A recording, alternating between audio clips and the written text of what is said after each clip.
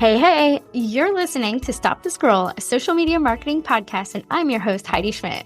I'm a social media strategist and agency owner with over 15 years of marketing experiences helping businesses grow online.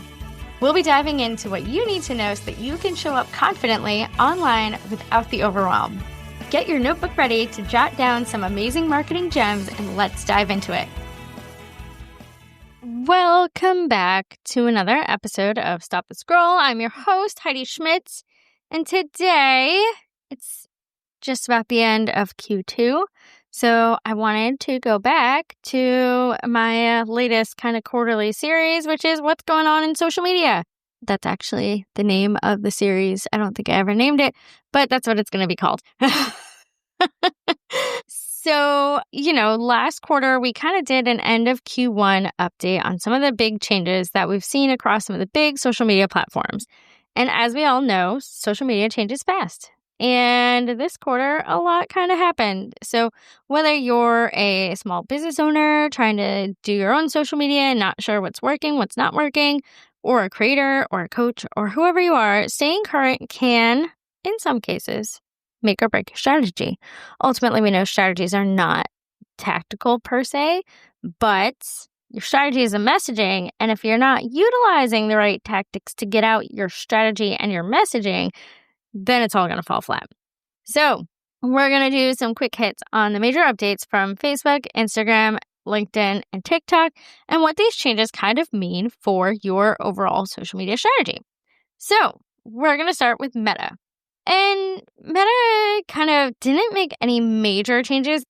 Across the platforms, I've seen a lot of AI changes to ads. So how kind of AI is being utilized to optimize advertising. So that's kind of across the board. The two biggest changes that I saw with Meta that I read about, researched all the big things, the two biggest changes that I think are relevant and most impactful for you all, my small business owners who listen, is one, so Meta is making it so all videos are reels.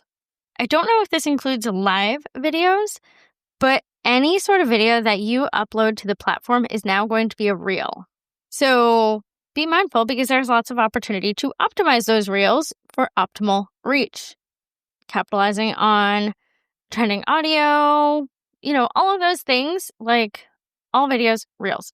So be mindful of that. Most recently, and I love kind of this change, so we've always known that Meta kind of decreases the performance of posts with links in the caption. So here's a fun fact. 97% of all post views on Facebook in the United States go to updates that don't include a link to a source outside of the app. So most recently, Meta has been advising page managers to add those links in the comments. So everyone has a call to action. We're all trying to drive people to convert. We're all kind of driving people to download something, whatever that conversion point is that you're optimizing for.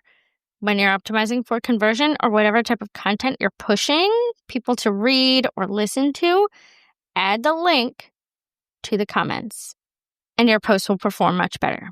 So those are the two big changes for Meta. I'm not even going to go into advertising. I do not claim to be an ad expert. I have a client that I do ads for, and quite frankly, ads just overwhelm me. They're just overwhelming to me. So yeah, ads aren't a heavy lift. A lot of social media managers will say that ads are not a heavy lift, but I just find Meta Ad Manager to not be the most user-friendly of things. There's so many different ways to optimize, to test, so it's just overwhelming to me. But there's a lot of changes, to how AI is helping to optimize some of those ad campaigns.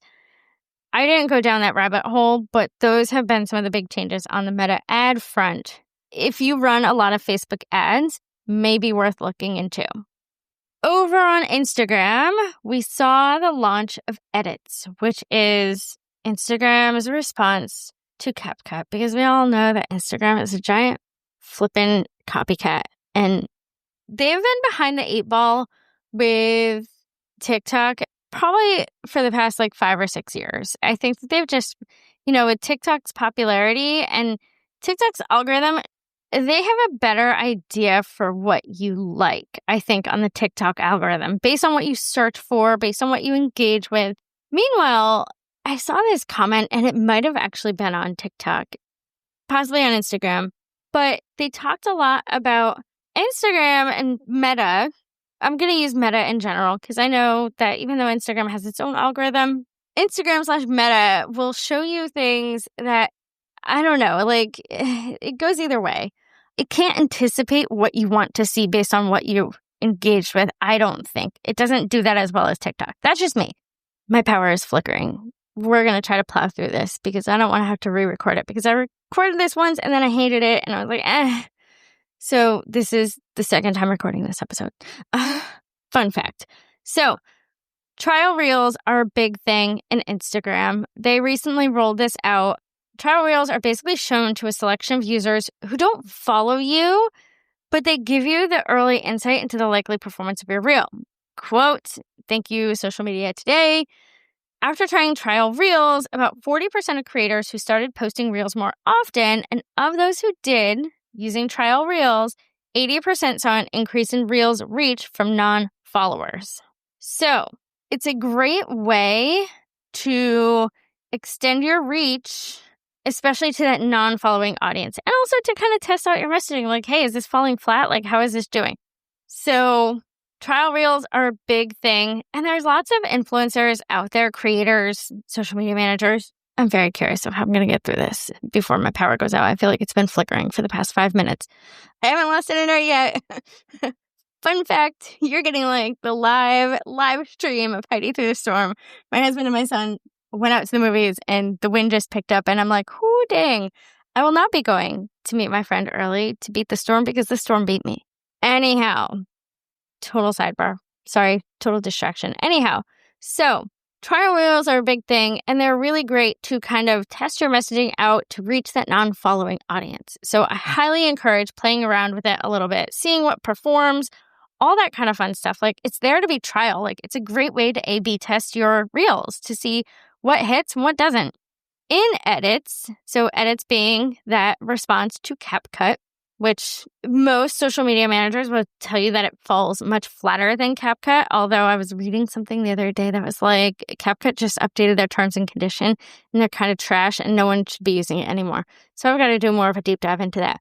But edits is not quite as advanced as CapCut. If you are a CapCut aficionado, if it's something that you like, I like CapCut personally, but they have added a teleprompter tool into edits, which is great for those of us who do lots of talking head reels, which, it's funny because I was talking with a client that I was doing a VIP day session with, and we were talking about talking head stuff, and he's like, I never know what to say. I feel like I need to be more scripted. And I was like, just talk like you're talking to me. And he's like, I hate the sound of my voice, which I agree. I hate the sound of my voice too. But you know what I do? I do a podcast and I don't listen to it.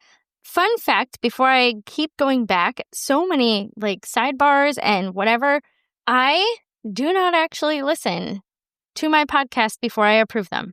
Fun fact, Liz, if you're listening to this, which you are because you're going to be editing this, I do not listen to the final edit. I hate the sound of my own voice. It's just not something that I want to listen to. So I just approve them. Like, bar none. If there is something that I said, like, because I record my podcast and Descript, if there is something that I said that I know is not something that, oh, I shouldn't have said that, like, I will delete it before I send it to her because Descript is a great editing tool for that. But anyhow, teleprompter tool, which is great if you feel like you need to be a little more scripted in talking head reels. And Edits app has given a great opportunity to download video that is not watermarked, because that's a big thing. Instagram doesn't like watermarked video or anything like that. So yeah, that's something new that's there. I always encourage people to play around with these new features. We know that social media apps, all of the apps, like when we use their in-app features. Instagram especially. It likes when you use edits. It likes when you use trial reels. It likes when you use, notes and subscriptions, all those kind of things that they have. Like, it really likes when you use those things. Stories, all the features among stories, all of those things. So use them, play around with them, see what works for you, see what your audience likes, see what your audience responds to. Part of social media is all about experimentation. So don't be afraid to experiment. 2 other fun facts about Instagram. I feel like I'm literally like talking fast. I'm like, holy shit, am I going to lose my power? Like, please don't lose power in the next like 5-10 minutes. Please, please, please. So launching just this month in June, and this is something that they've talked about for a while, is that you should soon, if not already, be able to move around your grid. Now, I say that, I hate people that put too much focus on their grid. Now, there are some use cases like, hey, I don't regularly post on the grid, so my top 9 is going to be like a beautiful image that's like, oh, my brand. That's one thing that's completely different. If you have a beautifully designed grid for the sake of being a beautifully designed grid, like, do you not have anything better to do with your time than to map out your mother flippin' grid? Just saying. I am just saying.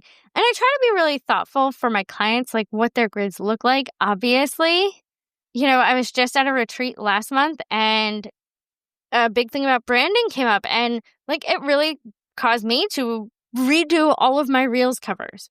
Not all of them because there's a lot, but I rethought my Reels covers, and I have one client that I rethought her Reels covers, although she's been doing a reel a day, and I'm like, I can't keep up with this. So, and I do encourage that with my clients. When you are inspired, like absolutely you should be posting. Absolutely 100%. Like you do you. Never let me be an impediment to you posting for yourself. If you are inspired, if something pops up for you and you want to share it, please do. 100%. I tell that to all my clients. Another thing that's new with Instagram is they have made it for 3:4 images, 3:4 ratio images. Fun fact that I didn't know, that's the native ratio for images on phones. Who knew? Who knew? And we know that like a few months ago, a year ago, whenever it was that they did this, they had like the extended portrait images. They kind of got away from the square grid. So this is kind of a BFD. And I didn't even realize. I mean, I had heard about it, but I hadn't really like done anything about it. But anyhow, so they also have new DM options. Obviously, there's always kind of been like a voice message system in the Instagram app for DMs. But if you're not an auditory listener, now you can get the text transcription. How awesome is that? I also like that feature on my iPhone. I recently was like, a client was asking me something and I sent her a voice message because it was too much for me to type out. And she's like, I love the voice transcript. I don't like listening to messages. And she does voice to text for a lot of her text messages. And I was like, oh, interesting. It's always interesting to hear how all the different ways that my clients appreciate communicating with me, which is just amazing. Anyhow, back to edits. There are some changes within the app. Being able to export without a watermark, that's a key feature. You can upload directly from edits to Instagram, or you can download them to post in other apps. I did not beat the storm. I don't know if you can hear the thunder behind me. They also have new video effects. You can use the Instagram green screen effect in edits, as well as cutouts, which kind of isolates people or objects. That's something that I feel like has been on TikTok for a really long time. So that's definitely like a TikTok copycat type thing. But that's also been on Instagram, so it made sense that they moved it over to edits. Also, in edits, you can search for Reels trends, which is great because everyone wants to take advantage of trending audio. So you can do that in the edits app specifically to help kind of guide that creative direction if you need it. Finally, let's talk a little bit about LinkedIn.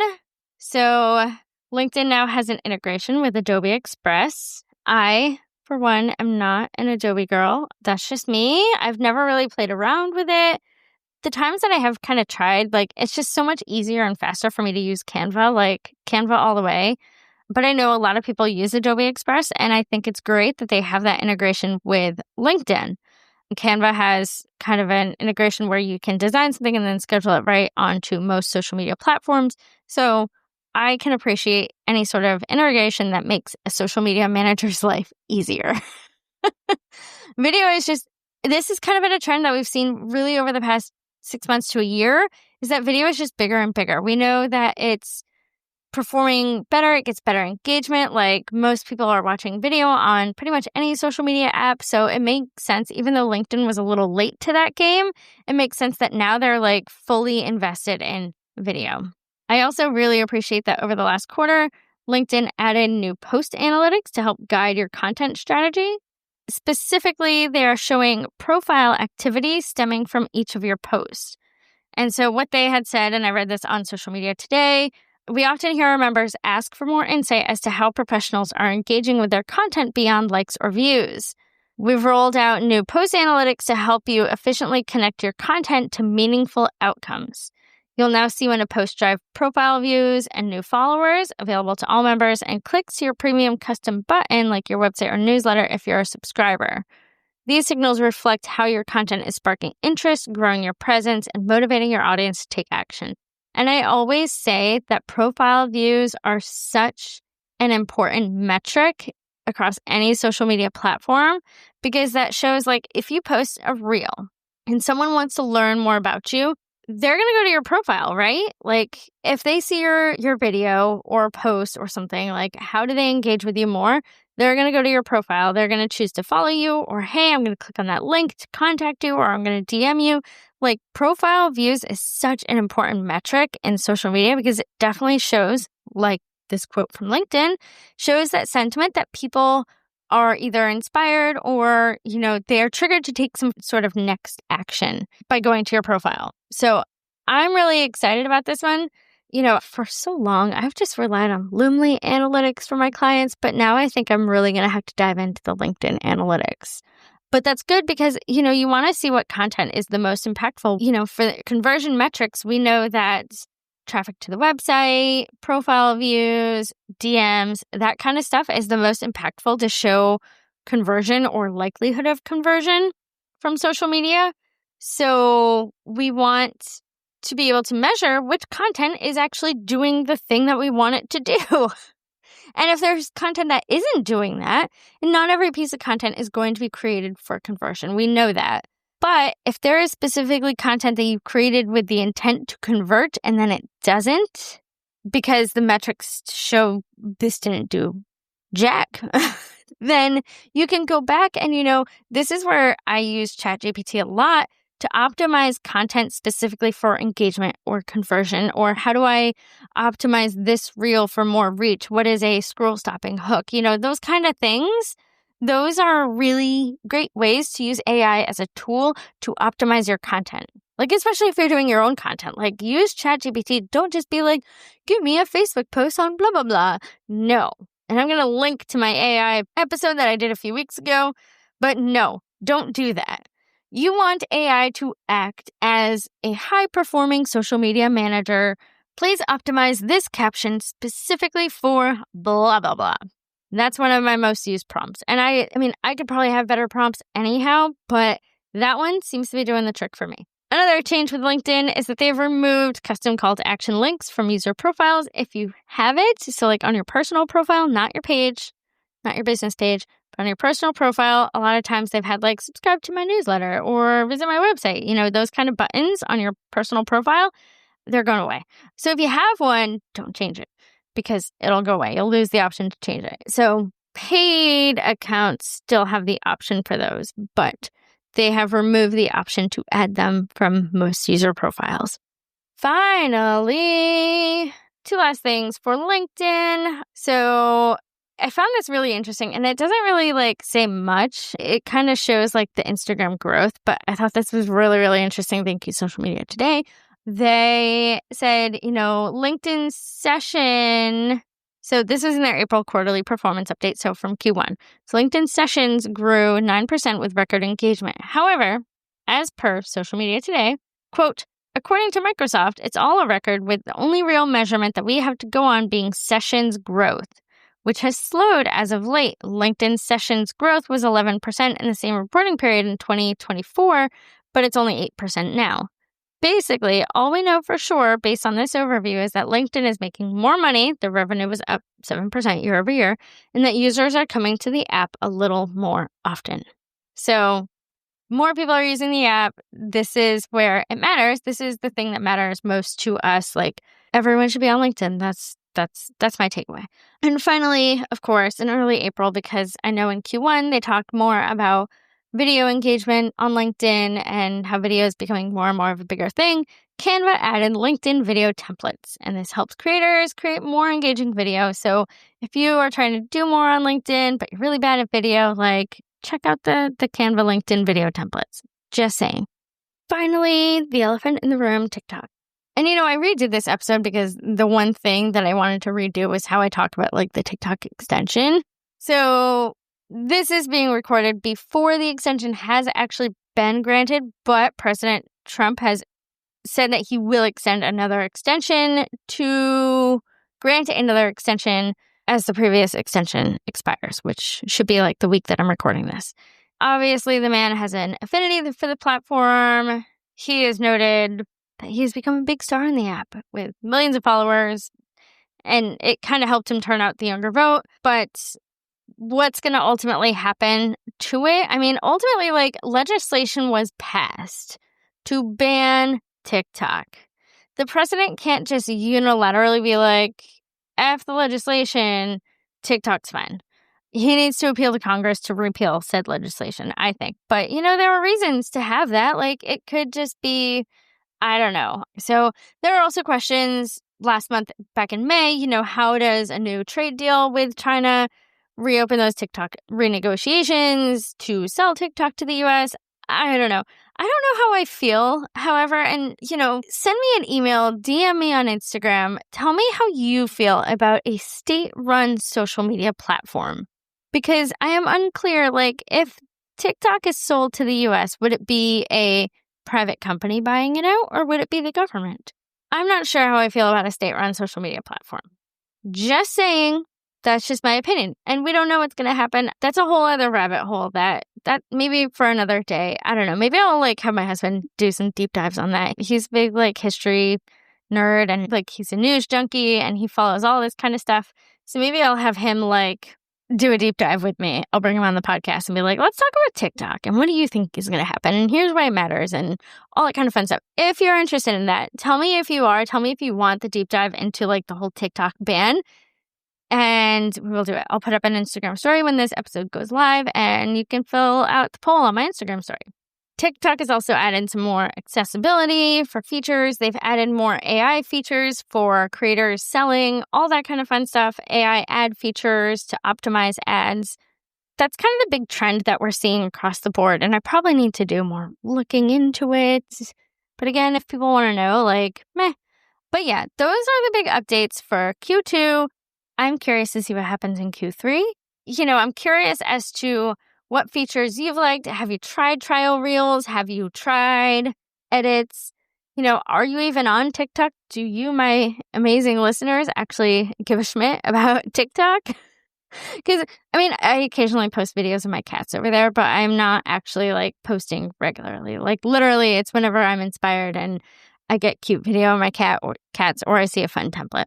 And sometimes when I travel, I'll post, like, a recap video. But other than that, I'm not really over there. Anyhow, on that note, happy Q3.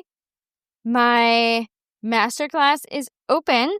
You can buy it. If you subscribe to my email, you will get an offer for about $200 off. It's $1,000 for 10 weeks, 8 workshops, some content batching sessions. I kind of rethought it, and this will be my last little plug for it, because I've been talking about it for months and months and months. And, I've wanted to have a digital offer since I started freelancing. Like, one of the first courses that I downloaded was like all about like tiny offers or pocket products, something like that. One, I decided I didn't want to do a digital product because I just didn't feel like it was me. I don't feel like I have the audience to sustain it. It just felt like a lot of work. It felt really overwhelming. And if there's one thing that I'm all about in business, thank you to my coach, Alison Loftus, and to just being more aware of my values and my energy, is like, if something overwhelms you when you're even thinking about it, like, it's probably not worth doing, right? So I wanted to do kind of like a group consulting, because I love my one-on-one consulting. I love being able to like work with business owners But I wanted something where I could help more people because that gives me a little bit more bandwidth to help more without adding so much more work. So then I was like, well, I love doing my workshops. Like, what if I just made like a workshop series that's kind of like the masterclass? And so like we spend 45 minutes kind of teaching and learning for business owners who are still doing their own social media and like can't afford or have the desire to outsource it because not everyone does. Or maybe they have like a team member who's already doing it and that would be a perfect opportunity. So that was a big thing for me. But I was overthinking it and I was like, oh man. And I know I had talked about like, oh, everyone's going to get a 90-minute or a 60-minute strategy session with me. And that felt overwhelming. And I was like, oh God. So now it's a masterclass, but it's going to have like a thought out workshop series where we're going to do deep dives into newsletters, into analytics, into how to use AI, into, how to capture reels, and maybe even like a content batching session in person in Annapolis at the Collective, possibly. So yes, it is launching. My goal is to start it either the week of the 7th or the 14th, one or the other. I got to look at my schedule and my bandwidth and everything because I'm currently wrapping up like 4 different strategies and a couple of VIP days. So I've got to get some of that off my plate before I kind of, let's go into this new thing. But doors are open. If you sign up, I will give you a free audit. That is something that is easy for me to do. And you get a discount on the pricing. So I will link to that in the show notes. I think it's going to be great. I've loved doing workshops. And so this is kind of like a series of like 8 workshops across 10 weeks. So it'll be good. So that is my last plug. If there's anything that you guys want to hear about over the next like few months, if there's any guests that you think would be great, like I am always open to feedback. Please leave a review, send me an email. I read every single one. And follow me on Instagram at Heidi Schmidt Creative. I am always on there, even if I don't post as, I'm never going to be the type of person that posts like 5 days a week. If you see me post like 5 days a week, you got to be like, Heidi, what did you do differently? So that's that. I hope everyone has a beautiful Independence Day holiday this upcoming week. And until next time, go forth, use all the fun tools in our apps, and create amazing content that stops the scroll.